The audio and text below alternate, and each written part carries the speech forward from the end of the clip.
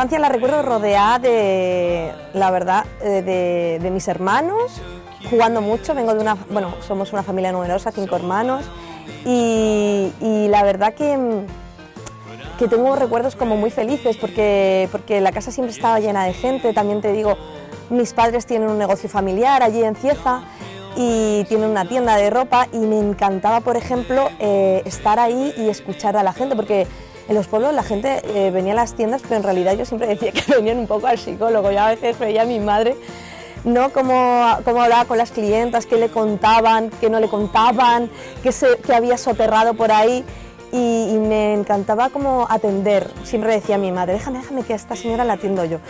Y creo que esa tienda para mí tuvo muchísima fuente de inspiración, ¿sabes? Y la verdad que tengo recuerdos como muy bonitos. Vengo de la generación de GB en la que no había móviles y en la que el plan era irte al paseo con tu amiga y comer pipas y jugar mucho en la calle. Entonces tampoco había ordenador, no teníamos ordenador, supongo que sí había ordenadores, pero en mi casa no había ordenador ni tampoco teníamos, ¿no?, los videojuegos estos, ¿no? Y entonces he sido una niña muy callejera, y luego siempre estaba metida, me encantaba el deporte, jugaba al balonmano, teníamos un grupo de teatro, entonces tenía mucha actividad fuera que al final yo me la buscaba. Recuerdo una vez que le decía a mi madre, oye mamá, que yo quiero apuntarme, que han puesto una academia de danza, y claro, éramos 5, mi madre no podía estar apuntándonos a todos, ¿no?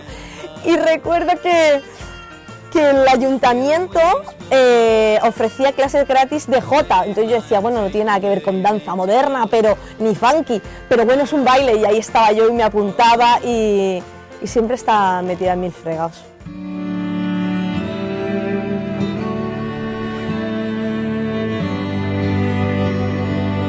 O sea, en realidad siempre me ha encantado contar historias, probablemente porque haya sido una niña muy mentirosa. Yo siempre digo, ¿no?, ocupé el penúltimo lugar de 5 hermanos, es un lugar en tierra de nadie, ser el cuarto de 5, ¿sabes? Porque ni eres la pequeña ni eres la primera, y entonces estás ahí, y probablemente para llamar ese tipo algo de atención dedicaba a tener una creatividad desbordante mintiendo. Eso me ha ayudado probablemente al lugar de guionista, ¿no?, de escribir historias posteriormente, ¿no? Y sí, siempre quise. En mi casa se veía muchísimo cine, muchísimo. Mis padres eran muy cinéfilos, y luego tuve la gran fortuna de que en el instituto había una asignatura optativa, era EATP, ¿no?, y era muy divertido porque habían 3 opciones para elegir. Mis labores, pues era verdad, informática o audiovisuales, y entonces pues elegí audiovisuales. Y ahí tenía un profesor maravilloso que nos enseñó muy bien de pasar de un guión literario a un guión técnico. Rulábamos, todos hacíamos de todo. Un día eras escritor, otro día eras cámara, otro día eras actor, y otro día eras guionista y otro día eras director. Íbamos rulando, y ahí ya me fascinó, ¿no? Aparte de todo el cine que podía ver, sí que el cómo se hacía pues me activó a decir, yo quiero contar historias, ¿no?, en este formato además. A mí la arquitectura me fascina, pero es referente a la cultura, pues por ejemplo también la pintura. Yo también he tenido una época en la que me encantaba pintar, pero en realidad respondiéndote a esa pregunta, creo que no hay nada que me apasione más que contar historias, entonces no tengo plan B. Pues mira, a día de hoy probablemente en este momento lo que más me gusta es leer. Tengo poco tiempo porque tengo un niño de 2 años y medio, y ahí he sido muy consciente de lo libre que era antes y el poco tiempo que tengo ahora, pero siempre me gustó leer, pero ahora, o sea, tengo muchísima pasión por la lectura. Pues mira, estoy ahora mismo leyendo un libro de una amiga, Historias de mujeres casadas, de Cristina Campos, que es una novela que me está encantando.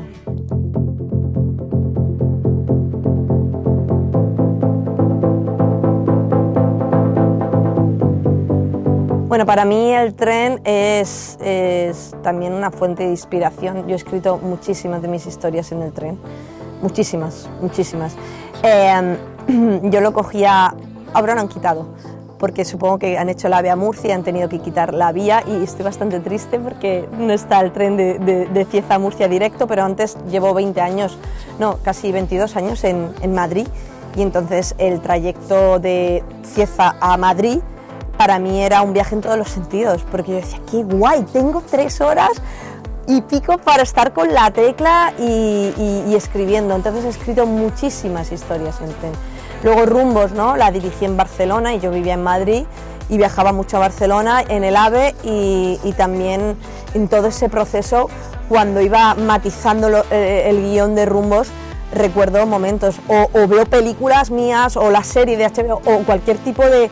y veo secuencias que cuando las veo digo, ay, sé en el momento y en dónde estaba escribiéndola, ¿no? Y muchas de ellas han sido efectivamente sobre ruedas. Recuerdo uno que es bastante emotivo. En el momento que eres consciente, ¿no?, de que te vas sin retorno. Yo tenía claro que cuando me vine a Madrid y mis padres me acompañaron, dejaba mucho, ¿no?, porque eran mis 4 hermanos y mi familia, y sabía que no volvía. O sea, a ver, volvía de vacaciones y tal, pero ver a mi madre bastante afectada y con la mochila llena de sueños, ¿no? Esa maleta, en realidad, además de comida que me daba mi madre, tupper y ropa, estaba llena de sueños por cumplir y de ilusión, pero de muchísima nostalgia. Dejas a la familia y aparte una familia muy unida. Y algo de un presentimiento de decir, es que me voy para no volver. O sea, tenía, no sé si inconsciencia o no sé qué era, o una fuerza descomunal que sabía que no iba a volver, que yo iba a Madrid para quedarme y para cumplir mis sueños, para aprender, y sí que ese viaje en tren, además era el primero que cogía, era el primer tren que cogía. Entonces, pues nunca, sobre todo en esa situación, nunca te olvidas de ese viaje, ¿no?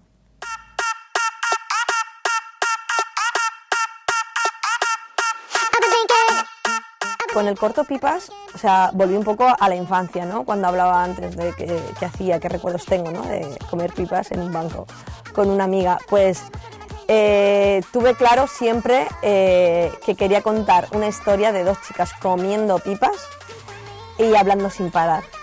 Eso lo tenía claro, y tenía claro el título, ¿no?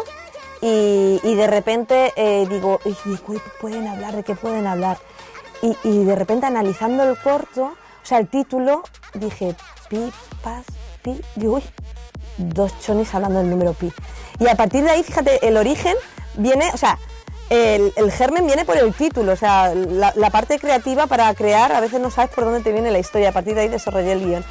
Y nunca jamás pensé, efectivamente, Pipas es mi último corto de 6, y jamás pensé que fuera un fenómeno viral, porque a día de hoy hay gente que me cuenta que se lo han puesto de ejemplo en la clase de matemáticas, de repente en la SCAC, en la escuela de cine, como ejemplo de corto que en un plano secuencia, y luego se viralizó y terminó, bueno, pues eso, nominado a los premios Goya, y era algo tan sencillo que jamás pensé que tuviera esta repercusión, hasta el punto de convertirse más tarde en una serie para HBO, ¿no?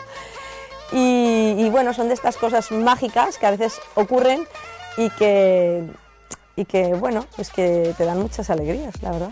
Soy escritora autodidacta, yo no he hecho un curso de guión. Eso no significa, como he contado anteriormente, que efectivamente la asignatura de dramaturgia, que era escribir obras de teatro, bueno, en realidad pues todo ha influido, pero escribo de manera totalmente intuitiva, no pienso en la página 15 hay que hacer un giro, no me he leído un libro de análisis de guión, y trabajo de manera totalmente, ya te digo, la intuición es lo que me vale. ¿Y cómo trabajo? Pues mira, diferente. En este caso, por ejemplo, el corto Pipas tenía claro que eran 2 chicas comiendo pipas, fin de la historia, y a partir de ahí digo, ¿de qué pueden hablar? Y el título, como sabía que se iba a llamar Pipas, el título me da de qué hablan estas 2, ¿no? Shake, shake, rock and roll, shake, shake, rock and roll, shake. Cómo sobrevivir a una despedida viene porque contactan conmigo los productores, Adrián Guerra y Nuria Valls, que además pues habían hecho Barry, de Rodrigo Cortés, Luces Rojas, con Robert De Niro, Sigourney Weaver, o sea, eran unos productores que siendo jóvenes están haciendo producciones muy, muy potentes, Y claro, de repente me pasó un poco cuando dice una camarera que estaba atendiendo y le ofrecían un protagonista, ¿no?, en una película. Suena así, pero en el sentido de que me vinieron a buscar. Yo lo único que me había dedicado era hacer mis historias cortas, con mucha suerte, es verdad. Los cortometrajes pues tuvieron mucha aceptación en festivales tanto nacionales como internacionales, y ellos ya me seguían la pista, y fue cuando me contactaron y me dijeron: oye, mira, queremos ofrecerte esta película, nos gustaría que la dirigieras. Y entonces, claro, estaba muy por dirigir siempre lo que yo escribía, y para mí fue un choque dirigir algo que yo no había escrito, algo de encargo, pero de repente dije, bueno, puede ser un aprendizaje, puede ser algo, ¿no? Era una comedia divertida de chicas en Canarias, entonces yo decía, es que todo es positivo, ¿no? Además me dejaron luego meter un poco en el guión, hacer lo mío, dentro de que era un producto muy claro de Coca-Colas y palomitas, es decir, teníamos claro la película que queríamos hacer. Y entonces a partir de ahí me meto a hacer esa peli, aprendo muchísimo, me quedo... Date cuenta que la mayoría de mis cortos son localizaciones únicas, y ahí había más de 40 localizaciones. Para mí fue un aprendizaje brutal de cara a mi segundo largometraje, ¿no? Dije, bueno, me he hecho un máster, y la verdad que tengo recuerdos muy bonitos.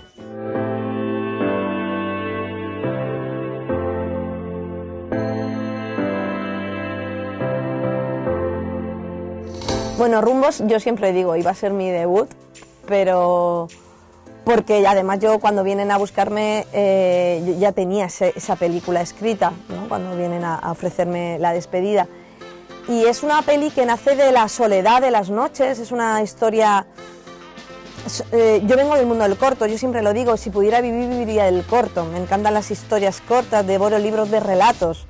Y entonces Rumbos es un poco pequeñas historias entrelazadas. Viene también de... Yo soy una persona muy solitaria. Soy como aparentemente muy... que hablo mucho, hablo por los codos, pero soy muy solitaria, soy muy solitaria. Y viene un poco de... Yo me muevo en Madrid en moto, y muchas noches de madrugada, cuando volvía a mi casa de fiesta, de estar con amigos y tal, siempre... Y ese lado voyeur que también tengo muy poderoso. Voyeur suena bien, pero en realidad soy una cotilla de pueblo, ¿vale? De querer saber, de observar, de mirar. Y me acuerdo que me paraban los semáforos y siempre miraban los coches que estaban al lado, en los autobuses, en una ambulancia, en dónde irán, de dónde vendrán, de qué hablarán, ¿no? Y me imaginaba, siempre ponía realidad, porque no sabes qué narices están hablando, pero yo me lo imaginaba y me montaba mis películas. Y a partir de ahí dije, tengo que contar esta historia, ¿no?, de coches. Además es una peli a tiempo real, de gente de noche y en coches. O sea, que yo decía, ¿quién me va a producir esto, por favor, Manuela? Pero sí, tuve la gran fortuna de que esa peli vio la luz, o sea que muy bien.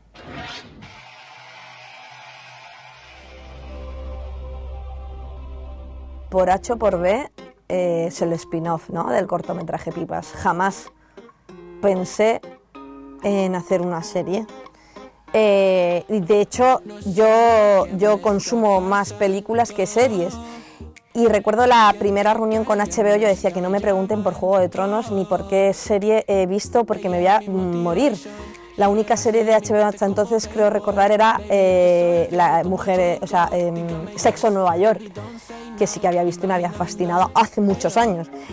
Y entonces, en realidad nunca estuvo en mis planes. La historia viene de esta manera. Me viene a buscar uno de los productores, Jorge Pezzi, que yo tampoco conocía. Suena fatal, ¿eh? Todo el rato estoy diciendo me vienen a buscar, ¿no?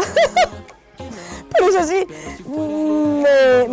Contacta conmigo, me dicen, mira, te seguimos en tus trabajos, ahora viene el universo plataformas, está empezando a producir, y van a venir HBO y Netflix. Y entonces, bueno, estaban buscando a gente que para desarrollar una serie de chicas. Y entonces me dijeron, nos gustaría hacer una serie contigo, desarrollar un proyecto sobre chicas y poder venderlo y tal. Y entonces dije, mira, sobre chicas ya hay muchas y están muy bien. Digo, pero era el momento idóneo, Pipas seguía vivo todavía, ¿eh? Y cuando me vienen a buscar era final de 2015, Pipas era 2013, y yo tenía muchísimo cariño a esos personajes, y entonces yo digo, ostras, es el momento de explorar ¿no? La continuidad de estas dos chicas. Y entonces digo, mira, serie de chicas hay muchas, digo, pero estas dos chicas no. Efectivamente sí que hay algo autobiográfico, ¿no? En la serie Por H por B, porque, bueno, bebe del corto, el corto del origen es Pipas y esas chicas vienen de chicas de barrio, ¿no? En este caso las ubiqué. Yo vengo de un pueblo de Murcia, pero ellas vienen de un pueblo de Madrid, de Parla. Y sí que en ese momento, cuando llegué al barrio de Malasaña a vivir, sí que experimenté situaciones que no había vivido en mi pueblo, ¿no? De repente había cierto postureo que yo en mi pueblo pues no lo vivía, ¿no? Entonces a partir de ahí, bueno, fue fuente de inspiración. En realidad en ningún momento no quería mofarme del barrio, ni mucho menos. Lo transmití en la serie como un poco para contar la experiencia que yo viví y con humor, porque además yo amo Malasaña, me encanta Malasaña, es un barrio maravilloso, viví muchísimos años en Malasaña y está lleno de muchas cosas, ¿no? Tiene cosas también muy positivas y muy divertidas.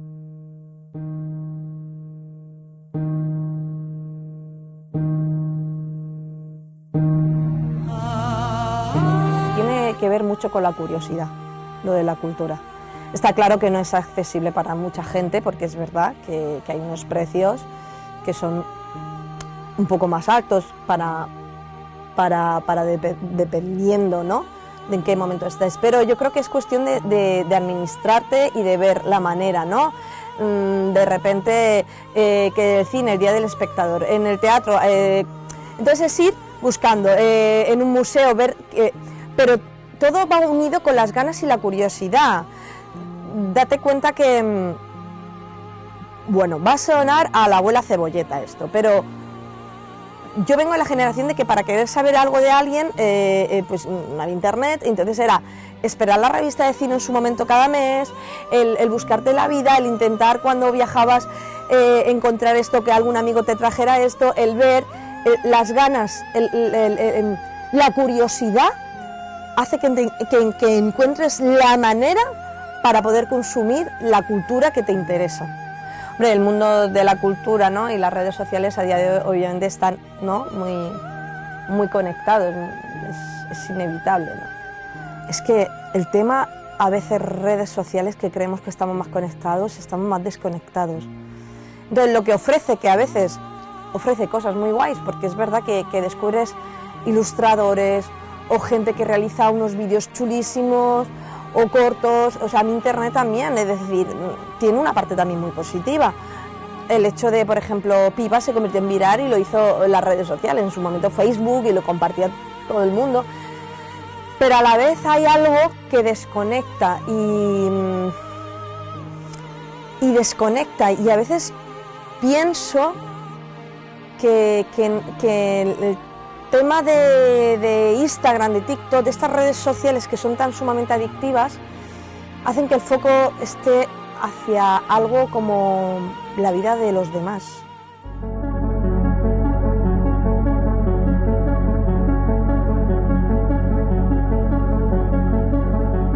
Yo recuerdo desde bien pequeña, ¿no?, ver la gala de los Goya y todas las películas nominadas, el 99% diría eran por hombres, y afortunadamente eso está cambiando, y en los últimos años todavía más, pero hace relativamente poco, porque ya te digo, me acuerdo que yo iba a festivales de cortos y veía que el jurado solo estaba formado por hombres y decía, ¿por qué?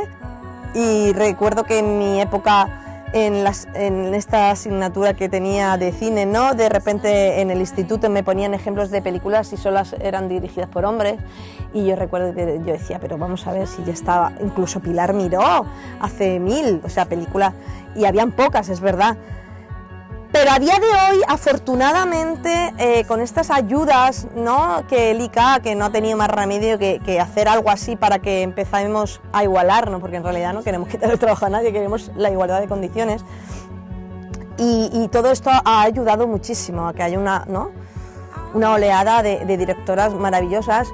Sí que a día de hoy, bueno, yo que en mis rodajes, pues sí que he vivido alguna experiencia, ¿no?, que muchas veces decía, o sea, me apetece aparecer con un bigote y a ver si así, porque veía algunos comportamientos en los que me he sentido a veces cuestionada y pensaba que si fuera un chico no sería así, ¿sabes? Y he vivido esos momentos, no siempre, afortunadamente he tenido experiencias maravillosas, que no ha habido problemas, pero sí que todavía nos cuesta un poco demostrar, como demostrar más.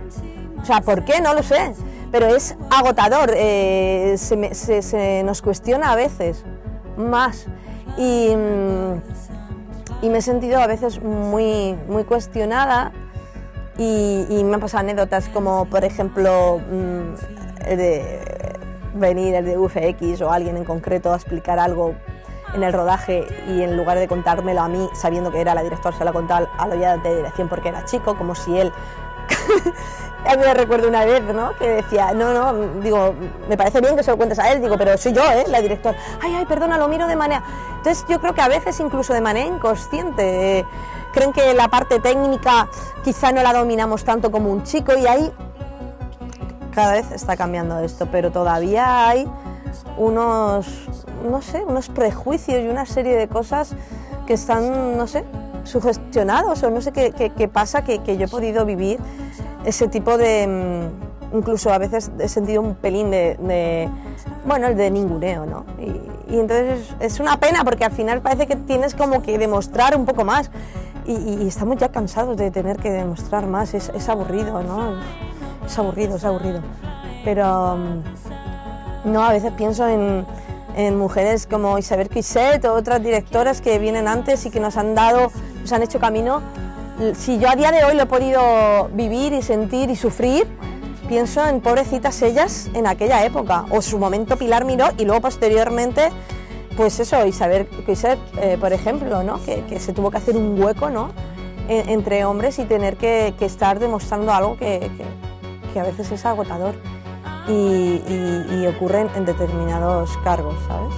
Yo siempre lo digo, ¿no?, pasaba de la tecla a la teta, me quedé embarazada en el confinamiento, en directo confinamiento, poco más había que hacer. Y tengo un niño maravilloso, ¿no?, de 2 años y medio ahora y recuerdo que me pilló la segunda temporada y fíjate qué miedos, yo tenía miedo de decir que estaba embarazada porque se había renovado la segunda temporada y entonces como había por el tema del COVID las reuniones ya no eran físicas y yo decía qué bien, solo me ven la cara y mi barriga iba creciendo y yo no lo decía, yo decía pero es que no estoy enferma, ¿sabes lo que te quiero decir? Y bueno, fue un viaje bastante complicado, divertido y al que le tengo un recuerdo maravilloso, pasaba de la tecla a la teta, ¿sabes? Porque hice lactancia materna y entonces, bueno, en momentos de la conciliación fue un poco, mi chico me ayudaba, pero fue un viaje bastante curioso.